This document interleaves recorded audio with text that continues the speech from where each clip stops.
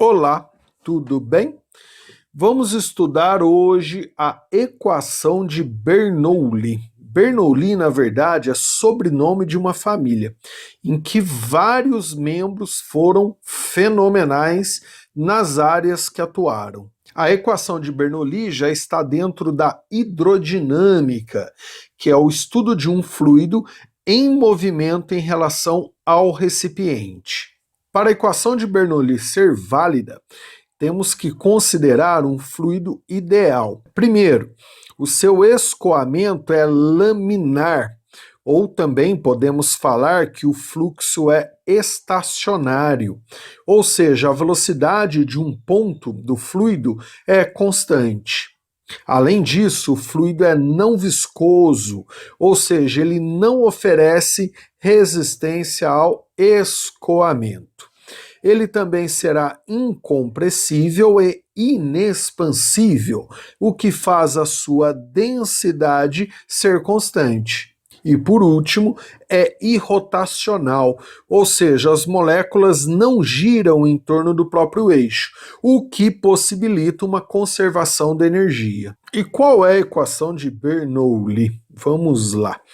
Imagina que eu tenho um fluido se deslocando dentro de um tubo. E aí esse tubo, ele muda a altura em relação a um referencial, que eu coloquei aqui embaixo nesse exemplo, e muda também o diâmetro, ou seja, a área da sua secção transversal. Então aqui embaixo, ó, esse fluido, ele vai ter um deslocamento 1, ele vai ter um valor de pressão P1, e o tubo ele tem uma área da secção transversal que eu vou chamar de A1. E ele se encontra a uma certa altura em relação a um referencial. Aí para medir a altura eu estou pegando o centro do tubo, como se eu considerasse as moléculas do centro do tubo, mas você pode pegar qualquer molécula. Aqui em cima também, ó, esse tubo vai ter um deslocamento 2, ele vai ter uma área da secção transversal 2, que eu chamei de A2 aqui, ó. Além disso, um valor de pressão 2. E aí, considerando o meio do tubo como referência, aqui em cima ele também vai ter uma altura em relação ao mesmo referencial. Considerando um princípio de conservação de energia, aqui embaixo, ó, esse fluido ele pode realizar trabalho, afinal ele está se deslocando, então você pode imaginar que ele consegue empurrar, né, com uma certa força, e tem um certo deslocamento, que eu chamei de D1. Então aqui embaixo ele pode realizar trabalho, ele tem uma certa quantidade de energia potencial em relação a esse referencial aqui embaixo, a essa altura H1, e ele também tem energia cinética, afinal ele está se movimentando. E aqui em cima também, o tubo ele pode realizar trabalho, ele tem uma certa quantidade de energia potencial vinculada a essa altura H2 e uma certa quantidade de energia cinética. Por conservação de energia, se a gente somar o trabalho aqui embaixo, mais a energia potencial gravitacional aqui embaixo, mais energia cinética aqui embaixo, vai ser igual ao trabalho lá em cima, mais energia potencial lá em cima, mais a energia cinética lá em cima. Não se esqueça que trabalho é força vezes deslocamento. Então, ó, no lugar de trabalho 1, a gente pode colocar força vezes deslocamento mais energia potencial, é energia potencial vinculada a essa altura. E lá em cima, essa altura H2. Então, energia potencial gravitacional, que é vinculada à altura. Então, vai ficar mgh1 mais energia cinética, porque o fluido está em movimento. Então, eu vou fazer energia cinética aqui embaixo e depois energia cinética lá em cima. Então, vai ficar m velocidade, que eu vou chamar de vel, tá? Ao quadrado dividido por 2 igual. Fazer a mesma coisa considerando o líquido aqui em cima. Trabalho 2, força vezes deslocamento, mais energia potencial 2, vinculada à altura 2, mgh2, mais energia cinética aqui em cima, ó, devido à velocidade, né? Então, mais m vel 2 ao quadrado dividido por 2. Agora eu vou dividir todos os termos por volume. Aí eu vou colocar a velocidade vel, tá? Volume vol, para não confundir. Então imagine, ó, divide tudo por volume, ó. Como vai ficar a equação? Aí no lugar aqui, ó, de forção deslocamento 1 por volume, volume é área vezes deslocamento, né? Então lembrando, ó, volume, área vezes deslocamento, e densidade é massa sobre volume. Então, ó, vamos lá, vamos manipular isso aqui, ó. Volume, área vezes deslocamento, deslocamento com deslocamento divide. Então vai ficar força 1 por área 1, que é a área da secção transversal do tubo na região 1 aqui embaixo, ó. Mais massa sobre volume ali, ó, aqui, ó, massa sobre volume da densidade, né? Então, densidade vezes G vezes H1 mais, ó, massa sobre volume aqui, ó, da densidade. Então, densidade vezes velocidade na região 1 ao quadrado por 2 igual. Aqui vai ficar, ó, volume é área vezes deslocamento. Deslocamento com deslocamento divide. Então vai ficar força 2 por área 2, onde área 2, ó, é a área da secção transversal do tubo lá na região 2. Mais, aqui vai ficar, ó, massa por volume. Massa por volume é densidade.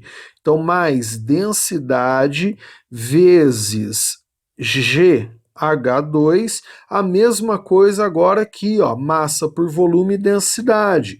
Então, mais densidade vezes velocidade na região 2 ao quadrado, tudo dividido por 2. A última substituição que vamos fazer será força sobre área igual a pressão.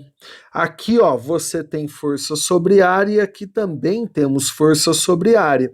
E aí chegamos na equação de Bernoulli, que nos fala que a pressão na região 1 mais a densidade vezes a gravidade vezes a altura 1 mais a densidade vezes a velocidade na região 1 ao quadrado dividido por 2 vai ser igual a pressão na região 2 mais densidade vezes gravidade vezes altura da região 2 mais densidade vezes velocidade na região 2 ao quadrado, tudo dividido por 2. Essa igualdade que eu demonstrei por curiosidade, que é a famosa equação de Bernoulli, que dá base para toda a hidrodinâmica. E prestem atenção, por favor, na notação que eu utilizei. Nesse caso, ó, decora, tá, a equação de Bernoulli, o P, né, a gente tem, ó, o P aqui e o P aqui. Para mim aqui, ó, o P, eu estou me referindo à pressão na região 1 e na região 2. Já o D, ó, tem um D aqui, aqui, aqui, aqui, né? Eu estou me referindo à densidade e não ao deslocamento. Então o D na equação de cima, ó, me refiro à densidade, que por se tratar de um fluido ideal, é constante. E o véu, ó, tem um véu aqui e outro véu aqui. Eu estou me referindo à velocidade no fluido. Velocidade. E aí a velocidade do fluido na região 1 e a velocidade do fluido na região 2. Ou seja, imagina que a gente tem um tubo e um fluido se deslocando dentro desse tubo. A equação de Bernoulli vai relacionar a pressão do fluido na região 1, que é aqui embaixo, com a pressão desse fluido na região 2, que é aqui em cima, vai relacionar também a altura da região 1 com a altura da região 2 em relação ao referencial qualquer, e a velocidade na região 1, que é essa aqui, ó, com a velocidade na região 2, que é essa aqui, sendo a densidade desse fluido constante por se tratar de um fluido ideal. Um dos casos que conseguimos ver a equação de Bernoulli funcionando de forma muito simples e direta é quando não há variação de altura, como nessa figura.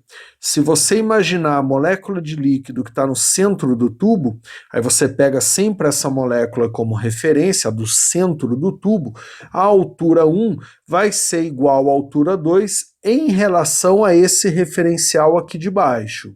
Então, considerando a altura 1 igual à altura 2, e aplicando na equação de Bernoulli, o dGH1 vai zerar com o dGH2. Então, podemos escrever a equação de Bernoulli da seguinte forma: pressão na região 1 mais densidade do líquido, velocidade do líquido na região 1 ao quadrado, dividido por 2, vai ser igual a pressão na região 2 mais densidade do líquido vezes velocidade do líquido na região 2 ao quadrado, tudo dividido por 2. Então essa forma de escrever a equação de Bernoulli, ó, ela é válida apenas quando a altura da região 1 for igual à altura da região 2. E quais conclusões conseguimos tirar, né, desse caso? Aqui, ó, se você olhar, o quanto maior a velocidade, menor será a pressão, para que esta igualdade se mantenha válida. Ó. Então, maior velocidade, teremos menor pressão. Da mesma forma, menor velocidade, teremos maior pressão. Na aula passada, nós vimos a equação da continuidade. Nós vimos, ó, que essa região aqui, que eu estou chamando de região 1, onde a área é maior, o fluido vai ter uma velocidade menor se comparado a essa região aqui que eu estou chamando de região 2. Então, como a área da região 1, a área da secção transversal do tubo é maior do que a área da região 2, a velocidade do fluido na região 1 vai ser menor do que a velocidade do fluido na região 2. Nessa região aqui, ó, com menor área de secção transversal, o fluido ganha velocidade. Aí voltando aqui na equação de Bernoulli para a mesma altura, concluo, a pressão do fluido na região 1 vai ser maior do que a pressão do fluido na região 2. A gente consegue enxergar, ó, analisando, né, a equação de Bernoulli aqui. Ó. Se a gente diminui a velocidade, obrigatoriamente a gente tem que aumentar a pressão para manter essa igualdade. Da mesma forma, se a gente aumenta a velocidade, a gente tem que diminuir a pressão também para mantermos essa igualdade válida. Isso aqui, por favor, guardem, né? Dá um nó na cabeça, tá? Porque a maioria das pessoas pensa o contrário. A maioria das pessoas pensam que quando a velocidade do fluido aumenta, a pressão vai aumentar também. E não. Se a velocidade de um fluido aumenta, naquele ponto, naquela região, a pressão diminui. É o contrário do que a maioria pensa.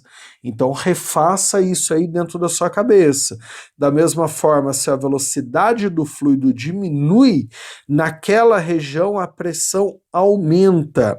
E a gente consegue provar isso, ó, analisando, por exemplo, né, a equação de Bernoulli para a mesma altura, porque daí se a altura é a mesma, a gente só vai ter variação de pressão e velocidade. Aí fica mais fácil a analisar. Então guarde isso, por favor, que é um erro muito comum nas provas. Outra curiosidade é quando a velocidade do fluido dentro do recipiente é igual a zero, ou seja, quando o fluido se encontra em repouso. Nesse caso, a gente não está mais na hidrodinâmica, a gente volta lá na hidrostática. Voltando na equação de Bernoulli, colocando zero aqui e zero aqui, ó, a gente pode escrever então que a pressão 1 na região 1 mais dGH1 vai ser igual à pressão na região 2 mais dGH2. Eu vou passar P2 subtraindo aqui para a esquerda, dGH1 subtraindo para a direita. Ou seja, podemos escrever que P1 menos P2 vai ser igual a dG, que é comum, né, para os dois aqui, que multiplica H2 menos H1, que é a diferença de altura entre as duas regiões, ou os dois pontos. Você se lembra disso aqui lá da hidrostática, que é o líquido em repouso em relação ao recipiente? Isso aqui, ó, é o teorema de Stevens, para cálculo da diferença de pressão entre dois pontos do mesmo líquido, lá da hidrostática e não da hidrodinâmica. Olha que legal, a gente consegue demonstrar Stevens a partir de Bernoulli ou vice-versa, o que é belíssimo isso, né? Na próxima aula vamos conversar sobre vários exemplos de aplicação, inclusive do nosso cotidiano, da equação do Bernoulli. Então não perca essa aula. Um abraço, bons estudos e até lá!